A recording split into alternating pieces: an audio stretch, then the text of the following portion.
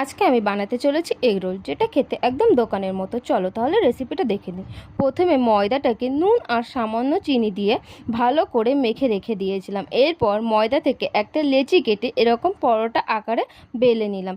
আর একটা frying pan বসিয়ে তেলটা গরম করে পরোটাটা উল্টে পাল্টে ভেজে নিলাম। এই সময় তেলটা একটু বেশি দিতে হবে, তাহলে পরোটাটা ক্রিস্পি হবে। পরোটাটা ভাজা হয়ে গিয়েছে। এরপর একটা ডিম নিয়ে সামান্য লবণ দিয়ে ফাটিয়ে নিলাম।